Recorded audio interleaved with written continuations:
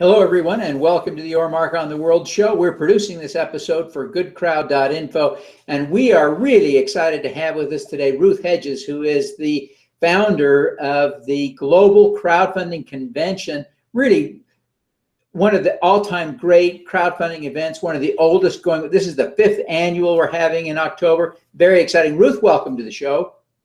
Thank you so much, Devin. I'm thrilled to be here and go way back to the beginning of all of this. Yeah. And it's exciting to Ruth, still be standing here with you. Yeah, thank you. And I'm so grateful that you would join us.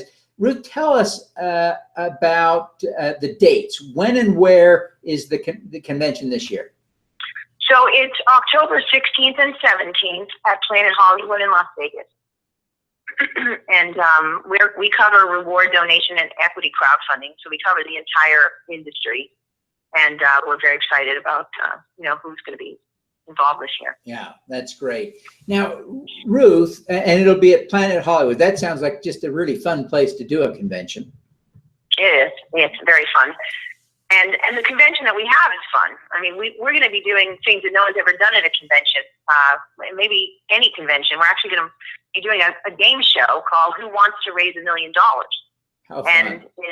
And Kendall's going to be the Bob Barker, and we're going to actually let the audience participate and win cash and prizes for how well they actually learned the content during the convention. Oh, that'll be great. How fun. Mm-hmm. Now, who are some of the speakers that are going to be participating? I'm thrilled that you've invited me to be a participant. Thank you very much. I look forward to speaking. Well, we're thrilled that you're going to be joining us this year. We also have the Senior Economic Advisor for the SEC, who is going to be sharing a fireside chat with us about the 3.5 years of the rulemaking, which is just, sort of an insider's look at this whole thing, which I'm going to be glued to my seat to listen to. Right. Yeah. We all want to know, what were they doing? Because it seems like the story is really short. We didn't do anything for 3 years. Right. And then they took 22 pages of,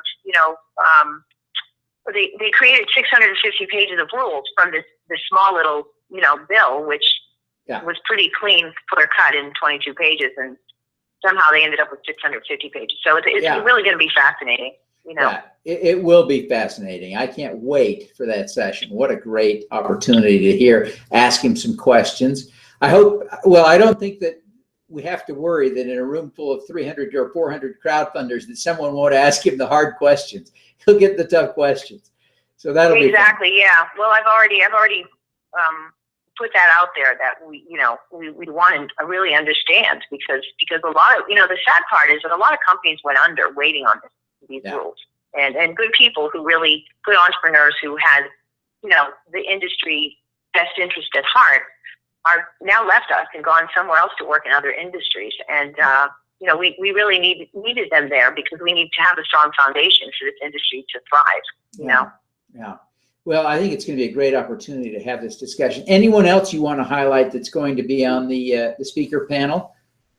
Yeah. So, Jilliene Helman, who you've interviewed before, is going to be speaking, and she came to our convention in 2013 as a new entrepreneur. And she had just launched Really Mogul. No one had ever heard of her or her platform. And now she's coming back. She's done $200 million in real estate crowdfunding. She has over 80,000 registered investors. And, I couldn't be more proud of her. I think she's just done a fantastic job. And we're excited to hear her story. She's going to explain to us how she did that in 3 short years. Yeah, she really is a crowdfunding rock star. And it will be great to catch up with her. I guess you've also got Doug Ellenoff, who has been one of the leading voices in crowdfunding, an attorney from New York. Richard Swart. We have Richard Swart. We have Derek Fetzel, who runs the Johnson & Johnson platform called Caring Crowd, and it's on public health issue. It's a complete platform dedicated to public health issues. And it's going to be riveting to hear the work that they're doing. They're actually trying to crowdfund the research and let the crowd pay for the research, which they say would then reduce the cost of medicine coming to the marketplace, which of course we all want, So I'm very excited about that. And then we have some other rock stars. We have Tim Andrews, who did the Elio Motors of $40 million testing the water non-binding commitment campaign in 3 weeks. That was another unbelievable moment in the history of crowdfunding. And we have a couple of very famous reward-based campaigners. We have the travel jacket. The Bobak was the CEO from that company. He did a crowdfunding campaign on Kickstarter for $9 million, and then went to Indiegogo and did $2 more million. And then the Exploding Kittens, they raised over $8 million for a card game. I mean, who knew, right? Yeah. So, and then of course, there were a lot of attorneys that are going to cover the Reg A Plus, which allows you to raise up to $50 million. Obviously, we're covering Title III. That was the bill that I helped, I helped actually pioneer that bill and was involved in the drafting of it and then getting it passed through Congress. So we're going to be celebrating that, and we're going to be sharing all the updates on that and the progress that's been happening since May 16th. Yeah, boy, that's just exciting stuff. Now, Ruth, take us back in time to the history. You alluded to your involvement in the drafting of the legislation that created the Title III regulation crowdfunding, but why did you launch the conference? How did that come about? Now we're coming on the 5th anniversary. Tell us the story of the founding of this great conference. Sure. So in the height of the recession in 2009, I'm going to give you a 30-second version of a 17-month story, but essentially I went to see my congressman, who's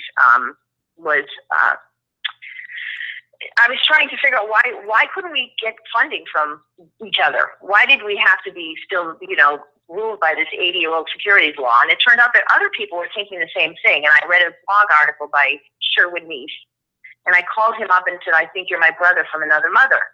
And that started my involvement in with a group of people who grew and grew and grew. And eventually we had more than 50 people helping us. We had Steve Case from AOL. We had the U.S. Chamber of Commerce. And then 417 congressmen and 2/3 of the Senate actually voted yes on a bill that we wrote, and they took it to the floor, and then President Obama signed it into law on April 5th, 2012. When I saw the final version, it wasn't anything like what we had originally written. The draft of what we wrote was called the Startup Exemption, and it was supposed to exempt startups from all of this, but unfortunately, there's still way too much paperwork and too many things to file and too many things to do. And so I realized we needed to start educating the public. We needed to start educating the service providers, the lawyers, the financial advisors, the accountants. Everybody needed to understand how this works. And I decided to put on a small little boot camp. And here we are 5 years later with a flagship convention for the industry. And I'm very proud of that. No, it has been a great event in the past, and I'm looking forward to being there this year. Ruth, I want to just ask you a couple of personal questions. You're really a role model in this industry, but who do you look up to as a role model? So I have always looked up to my parents, actually. My parents did a lot of work when I was, people don't remember what it was like to raise money, either for a business, but really for a cause too. And I remember sitting around the kitchen table with, a stack of paper that had to be folded and stuffed in an envelope, and stamps had to be licked to send out some kind of solicitation for a charity that my parents were working on. And I remember my father would sit around in a room where they had phone banks, and he would do this on a Sunday afternoon. 25 or 30 people would all gather in a room. I mean, it sounds so antiquated today, but it was the only way they could fundraise. And they would call people. And my father was relentless. My father would not take no for an answer. And if my father was the person who happened to get your name, there was you were not going to get out from under that story. And so I really want to share that kind of passion, but tie it into the technology that exists today. and the ability to help people who have, great work that needs to get funded, and obviously causes, to be able to crowdfund and solve them much faster than they did, when I was younger. Oh yeah, it really is game changing. It's so exciting because it really breaks down a barrier to success by giving everyone access to capital. So it's wonderful. I think your story of your father is great. Now, Ruth, you could be doing anything. Obviously, you are a super capable individual. Why do you care about fostering economic growth and taking personal responsibility for creating jobs and for creating education around crowdfunding? Why does this have to be you in your mind? So I actually have been self-employed my whole life. I started my first business at 14. And I actually, a lot of people don't know this, but I'm a licensed professional chef. And I started a catering company at 14 years old and made boxed lunches for 300 women for a Hadassah luncheon, actually. And that was my entree into the world of entrepreneurship. And I've been self-employed ever since. And at one point I had a very big fledgling catering company in Beverly Hills, California for almost 18 years. I had 12 full-time employees.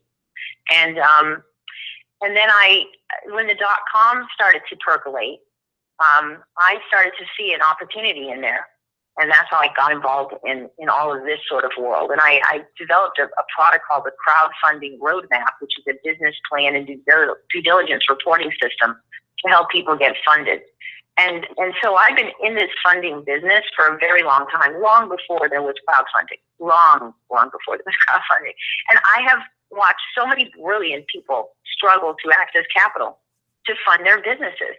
And we all know that 60% of the jobs created come from startups.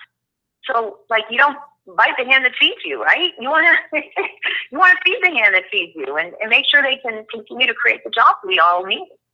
And then, of course, there could be a cure for cancer sitting in there.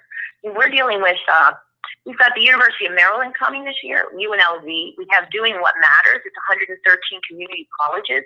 They all have tech transfer projects and patents and all kinds of things sitting in those offices.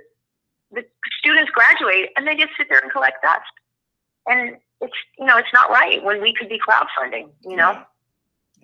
Well, one last question, Ruth. We ask all of our guests for an impact hack, some tip that would help us to do more good. What's your impact hack? Well, I think we need to do a better job of sharing things on the internet that are really important and spend less time sharing some of the silly stuff. I mean, whenever I'm watching CNN and they show a video that gets 4 million people of a cat, playing with a ball of yarn or something silly like that, it bothers me. You know what I'm saying? Because there's so much stuff out in the world that never gets any coverage, and that's a worldwide network, and they couldn't use that. There's a lot of other things that really need to be shared better. Yeah. So. Yeah, I hear you. Well, that's a great tip and very apropos for me. Well, Ruth, thank you so much for taking the time to be with us today. Before you go, tell people how they can learn more about the conference, register for it, and connect with you personally, because I know people are interested in you as well as the conference.